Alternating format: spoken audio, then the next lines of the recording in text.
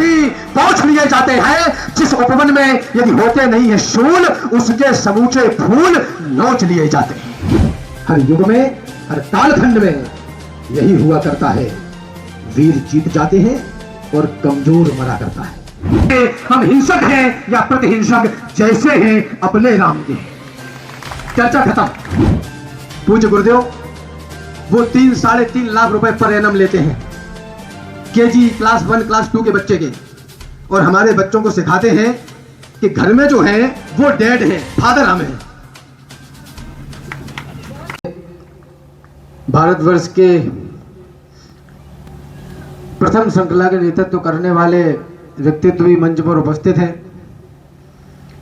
संत रूप में भगवानों की भी उपस्थिति है। आप सभी के चरणों में सादर प्रणाम करते हुए मैं अपनी बात कहना सुनना चाहता हूं। मैं अपनी बात प्रारंभ करूं उससे पूर्व एक छोटी सी घोषणा आप लोगों के बीच में करना चाहता हूं। वो यह है कि मुझे ये बहुत अच्छे से ध्यान है कि मैं कहाँ खड़ा हूं। मैं ये बड़े अच्छे से जानता हूं कि मैं किन लोगों के बीच में खड़ा हूं, किस स्थान पर खड़ा हूं। तो अपने पूरे काव्य पाठ में अपनी पूरी बात रखने के दौरान जो कुछ कहूँगा भारतवर्ष के गरिमा और गौरव को ध्यान में रखते हुए कहूँगा। कोई भी हल्की छोटी या घटिया बात नहीं कहूँगा। एक बार आदेशित करिए, मैं निवेदन करना चाहता हूँ। सतपंथ पे अंत अनंत तलक बन ब्रंत प्रमाण गढ़े सन्यासी। इतिहास के अंक में शंक मयंक अमान समान चढ़े सन्यासी। घोर बुराई की छाया घनेरी में पुंज के मान बढ़े सन्यासी। और देत प्रमाण अबोधन के हित राम समान लड़े सन्यासी। जितना अड़ा यह भाव है उतना अड़ा कुछ भी नहीं। जितना कड़ा यह भाव है उतना कड़ा कुछ भी नहीं। ये धरा है मां हमारी, ये हमेशा याद रखना। मेरे लिए इस देश से ज्यादा बड़ा कुछ भी नहीं। आप अपने आप को चाहे कितना भी चार दीवारी में बंद कर लें, आप अपने आप को चाहे कितना भी चार दीवारी में बंद कर लें, इस देश और दुनिया से अलग नहीं हो सकते। आपके द्वारा किया गया प्रत्यक्ष अप्रत्यक्ष रूप से कोई भी कार्य किसी न किसी दृष्टि से इस भारतवर्ष को प्रभावित करने वाला ही है। कहना सिर्फ इतना चाहता हूं, युद्ध वह भी लड़ रहा है जो हाथ में बंदूक लेकर भारतवर्ष की सीमाओं पर खड़ा है और इस देश की सुरक्षा कर रहा है। युद्ध वह भी लड़ रहा है और युद्ध वह 5-6 साल का बच्चा भी लड़ रहा है जो सुबह 20 किलो बस्ते की किताबें पीठ पर लाद कर जाता है और शाम को 4 बजे घर आता है। युद्ध तो वह भी लड़ रहा है। और युद्ध वह सन्यासी भी लड़ रहा है जो जीवन की तमाम इच्छाओं को हाशिए पर खड़ा करके, भगवा धारण करके, विरक्ति धारण करके पूरा जीवन समाज और इस देश के समर्पण में झोंक देता है। युद्ध में सन्यासी भी लड़ रहा है और उस युद्ध में आप भी शामिल हो जाएंगे। जिस दिन सड़क के किनारे से एक पॉलीथीन की पन्नी उठा करके डस्टबिन में डाल देंगे, आप भी इस युद्ध में शामिल हो जाएंगे। बस इतना ही कहना चाहता हूं। प्रेम इस जीवन का आधार है और युद्ध इस जीवन का नियम। ऐसे मत देखिए मैं लाइब्रेरी से निकलता हूं, पंचर की दुकान से नहीं।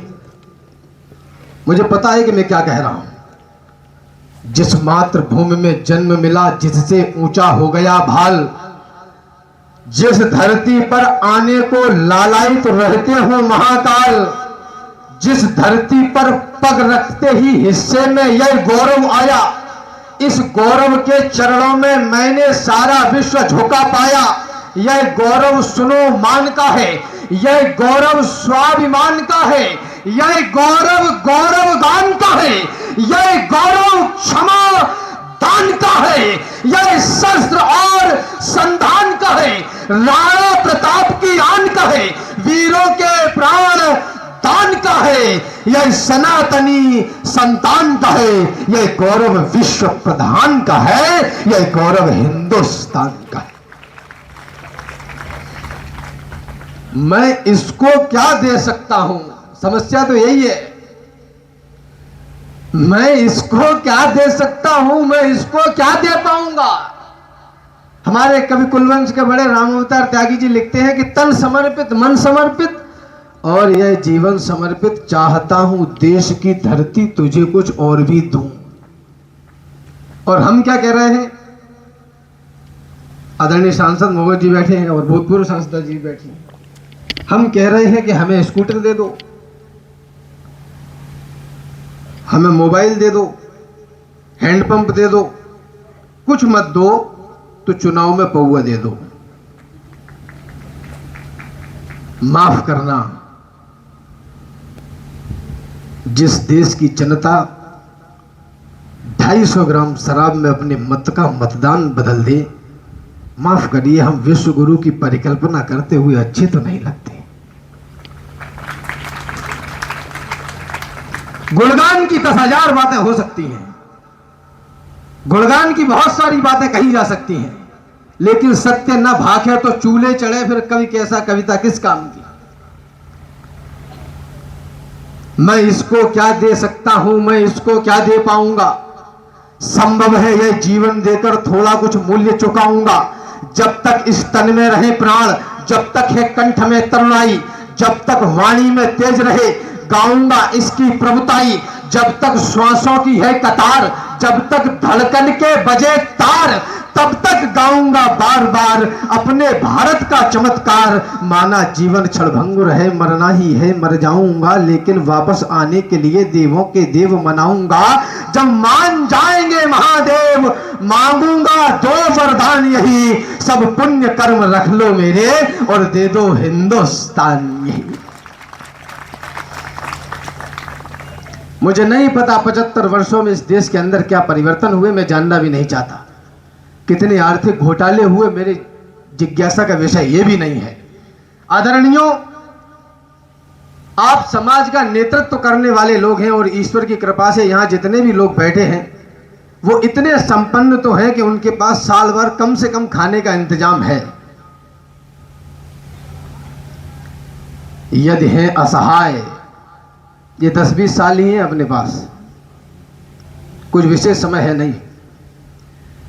यदि हो असहाय और तलवार ना उठा सकें तो माता सीता की तरह तिनका तो उठाएं हम।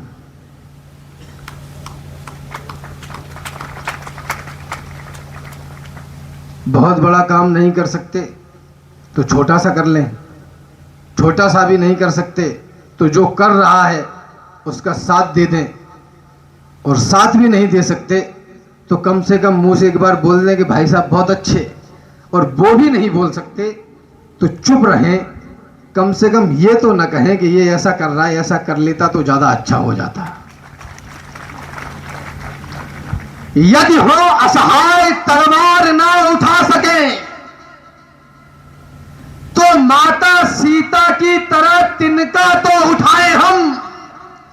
खुद को ना जलाए, ना गलाए, ना खपाए, किंतु जो लड़े हैं इनकी शूरवीरता तो गाए हम। और देश की तरक्की में हाथ ना बटा सके तो खुद को इस देश का कलंक ना बनाए हम। महल अटारियां बनाए ना बनाए, किंतु अपनी औलाद को तो शेरशाह बनाए हम। बलवान बनने में कहां समस्या आ रही है, अपनी संतान को तो शेरशाह बनाए हम। हमारे घर का लाडला और हमारे घर की लाडली, मैं जिम्मेदार लोगों के सामने बड़ी जिम्मेदारी से ये बात कह रहा हूं। हमारे घर के बच्चे जब 9-10 बजे आंखें रगड़ते हुए जागते हैं, आपकी चेतना जागृत हो, हमारे घर के बच्चे जब 9-10 बजे आंखें रगड़ते हुए जागते हैं, तब तक कोई एक भैंसा काट के 10,000 कमा चुका होता है। ये 5-5 मंजिल की अगर ऐसे ही करे बैठे रहे तो ये 5-5 मंजिल की बिल्डिंगें खड़ी भड़ी ही कर लेना, लेकिन मेरा दावा है कि इनमें रह तो आप नहीं पाओगे, रहेगा तो कोई और ही। माटी के चटक लाल रंग पे किया गुमान, माटी के रंग अंग अंग से सनेगा कौन। सदियों से सदियों तक ठनते रहे हैं जो, बलिदानी दानों की खातिर ठनेगा कौन। और उपवन में सभी फूल होंगे सुकोमल, तो सुमनों के रक्षणार्थ कांटे बनेगा कौन। और जननी जनेगी सुकुमारी सुकुमार यदि, तो फिर रणचंडी और नाहर जनेगा कौन। जो केवल तकते ही रहते हैं, कायरता के प्रतीक सोच लिए जाते हैं। यूं तो कहलाते हैं जंगल के पुरोधा, किंतु गीदड़ों के झुंड में दबोच लिए जाते हैं। सामने दरिंदे हो तो लड़ना ही पड़ता है। आंखों से आंसू भी पोंछ लिए जाते हैं। जिस उपवन में यदि होते नहीं है शूल, उसके समूचे फूल नोच लिए जाते हैं। पूरे विश्व के विचारकों ने कहा कि लड़ नहीं सकते तो चूड़ियां पहन लो, और इस देश की मात्र शक्ति ने इस बात का घोतक मान लिया कि चूड़ियां तो कमजोरी का प्रतीक है। माफ करिए, आप देश की आधी आबादी हैं। चूड़ी कोई कमजोरी का प्रतीक नहीं। यह इस बात का घोतक है कि विश्व की सबसे कमजोर से कमजोर वस्तु को भी सहज कर अपने पास सुरक्षित रखने की ताकत केवल भारतवर्ष की नारियों में है और किसी में भी नहीं। तालियां बड़ी करो, ऐसे मत बैठो जैसे बैठने ही आए हो। मेरे साथ सम्मिलित होइए। भारत माता की, भारत माता की। यह सच है कि दुनिया में पैरोकार शांति के होंगे, लेकिन कुछ किरदार वीरता और क्रांति के होंगे। कुछ होंगे जो खिले हुए फूलों की बात करेंगे, कुछ फूलों के रक्षा में सूलों की बात करेंगे, कुछ बसंत के मौसम वाले गीत कहेंगे प्यारे, कुछ पतझड़ से भी लाएंगे चुनकर फूल हजारे। यही नियम है, यही सत्य है, यही प्रकृति का पद है। सावन है तो सूखा भी है, विधि की यही शपथ है। अगर समंदर है तो रेगिस्तान यहीं पर होगा, अगर बस्तियां हैं तो फिर शमशान यहीं पर होगा। जहां उजाला होगा वहां अंधेरा भी आएगा। जो जन्मा है उसे काल एक रोज चबा जाएगा। जहां हजारों मित्र मिलेंगे वहां शत्रु भी होंगे, और श्वेत सूर्य के साथ साथ काले नक्षत्र भी होंगे। कहने का तात्पर्य कि दुनिया प्रेम नहीं खो सकती, मगर युद्ध के बिना कभी भी शांति नहीं हो सकती। हर युग में, हर कालखंड में यही हुआ करता है। वीर जीत जाते हैं और कमजोर मरा करता है। 10 सेकंड की एक छोटी सी संज्ञा आपके सामने रखना चाहता हूं, आपको आनंद आएगा। भगवान राम, भैया लक्ष्मण और मां जानकी वनगमन कर गए और भरत जी पीछे पीछे गए। मुझे पता है कि मैं संतों के समक्ष ये बात कह रहा हूं। भैया भरत गए पीछे पीछे और बोले कि अब पिताजी नहीं बचे, अब राजपाट संभालो। भगवान राम ने उनको खड़ाऊ दे के वापस कर दिया। भरत जी ने खड़ाऊ सिंहासन पर लाकर रख दी। नंदीग्राम में रहकर 14 वर्ष तक अयोध्या का शासन चलाया। ये बात, ये पटकथा आप सबको मालूम है। ऐसा कहा जाता है, बड़े लोग बैठे हैं, ताकतवर लोग बैठे हैं, ऐसा कहा जाता है कि 14 वर्ष तक अयोध्या में किसी को किसी भी प्रकार की कोई समस्या नहीं हुई।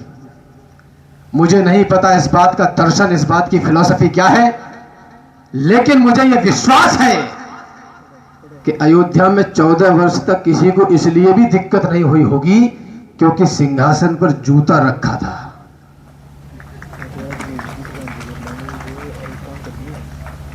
क्षमा सोहती उस भुजंग को जिसके पास गरल हो। कोई जहर वाला सांप बोले कि जाओ तुमको माफ कर दिया, नहीं काटेंगे, तो हम कहेंगे नाग देवता प्रणाम। और पानी वाला आ जाए कि काट लेंगे तो कहेंगे काट ले, तू भी मनोकामना पूरी कर ले अपनी। कायरों के द्वारा की गई प्रार्थना प्रार्थना नहीं, याचना बन जाती है। कमजोरों के द्वारा की गई प्रार्थना भीख बन जाती है। जब तक भरत जी हाथ में लिए थे किसी को कोई दिक्कत नहीं, everything is going to be fantastic, सब कुछ सही चल रहा था। और जैसे ही राम जी ने आके पांव में पहना तो पीछे से एक खड़ा होके बोला कि तुम्हारी लुगाई तो दूसरे के यहाँ रह के आई है। यहां राजनीति से बड़े आदरणीय सांसद जी बैठे हैं, हमेशा हाथ में ही रखना, क्योंकि कुछ लोगों को कभी इस देश में समझ में आएगा नहीं जो हम समझाना चाहते हैं। तालियां बजाओ। हम अहिंसा के पुजारी हैं, यही पहचान भी, यही हमारा मान है, सम्मान स्वाभिमान भी। पर कोई आकर हमारी मां को डायन बोल दे, शांत मौसम में जहर कोलाहलों का घोल दे, जब कोई आकर तमाचा दे हमारे गाल पर, गर्म लोहे की सलाखें भी छुआ दे खाल पर, जब कोई माओ की बहनों की लगाए बोलियां, जब कोई नवजात शिशुओं की चलाए होलियां, जब कोई इस देश को, इस धर्म को यलगार दे, जब कोई सिर पर चढ़े और युद्ध की ललकार दे, तब भी प्रेस के दुपट्टे में ही क्या मोती चढ़ोगे? अरे युद्ध लड़ना पड़ गया तो क्या दुपट्टों से लड़ोगे? हमारी भूमि से हमको भगाया जा रहा था, हमारे मान को नंगा नचाया जा रहा था, हमारे घर मसालों से जलाए जा रहे थे, नन्ही देह पर भाले चलाए जा रहे थे, हाथियों से हमें कुचला मिटाया जा रहा था, हमें कायर, बहुत कायर बताया जा रहा था। अरे उस काल में अड़ते नहीं तो क्या करते? कोई बतलाए, हम लड़ते नहीं तो क्या करते? कोई बतलाए। इस देश में भगवान राम का मंदिर बना, अच्छी बात है, पूरे देश ने गौरव किया, लेकिन आपको पता है इस देश के कुछ लोगों ने नेशनल टेलीविजन पर बैठकर यह कहा कि ये हमारा अकीदा है, ये हमारा विश्वास है कि गजवाए हिंद होकर रहेगा और हमारा टाइम आएगा तो हम मंदिर तोड़ देंगे। ये इस देश के मीडिया पर बैठ के बोला गया और इस देश के उन लोगों ने बोला जिनको ये तमाम व्यापारी वर्ग सुबह 8 बजे दुकान और फैक्ट्री का शटर खोलता है, 11 बजे तक कमाता है और इनके मुंह में टैक्स ठूस देता है, और ये लोग कह रहे हैं कि हमारा समय आया तो हम मंदिर तोड़ देंगे। जिनको मौत सताती होगी, आपकी चेतना जागे, मुझे भीख में तालियां मत दीजिएगा। मैं वो कविताएं नहीं सुनाता जिनको आप आराम से कोल्ड ड्रिंक का सिप करते हुए सुने, मैं वो कविताएं सुनाता हूं जो आपके दिल में धरी हुई आंदोलन की बारूद में चिंगारी लगाने का काम करेंगी। जिनको मौत सताती होगी अजर अमर कर डालेंगे, राम लला जिस दिन हिंदू में अपना तेवर डालेंगे, और गजवाए हिंद का सपना जो पाले बैठे हैं वे सुन लें, गजवाए हिंद से पहले हम भगवाए हिंद कर डालेंगे। जय जय श्री राम। और ऐसे मत बोलो, इस देश में कुछ लकड़बग्गों ने यह भी कहा कि जय श्री राम का नारा तो हिंसक है। पढ़े लिखे हैं, पीएचडी होल्डर्स, डॉक्टर्स बोले कि इस नारे में हिंसा है, तो मैंने उनसे उसी दिन कहा कि अरे लकड़बग्गो, किताब का केवल इंडेक्स ही नहीं पढ़ना होता है, पूरी किताब पढ़नी पड़ती है। इंडेक्स पढ़ के आते हो फिर मुझसे कहते हो। ये कहा गया कि हिंसा है जय जय श्री राम के नारे में, यह नारा नहीं लगा सकते तुम भारत के गलियारे में। यह विद्वानों ने कहा कि जो भी इस नारे को गाएगा वह शांत प्रिय इस भारत में हिंसक ही माना जाएगा। हम हिंसक हैं तो बने रहे, हम राम बिना किस काम के हैं, हम हिंसक हैं या प्रतिहिंसक जैसे हैं अपने राम के। चर्चा खत्म। मात्र 40 सेकंड समय की अपनी सीमा है, अपनी जगह जा रहा हूं। एक विशेष विचार कहना चाहता हूं क्योंकि मैं इस परोपकार के संस्थान में खड़ा हूं, इसलिए कहना चाहता हूं केवल इतना कि भेज दी औलाद हमने मिशनरी स्कूल में। My lord and my mother Mary, पूज्य गुरुदेव, वो 3-3.5 लाख रुपए पर एनम लेते हैं केजी क्लास 1 क्लास 2 के बच्चे के, और हमारे बच्चों को सिखाते हैं कि घर में जो है वो डैड है, फादर हम हैं।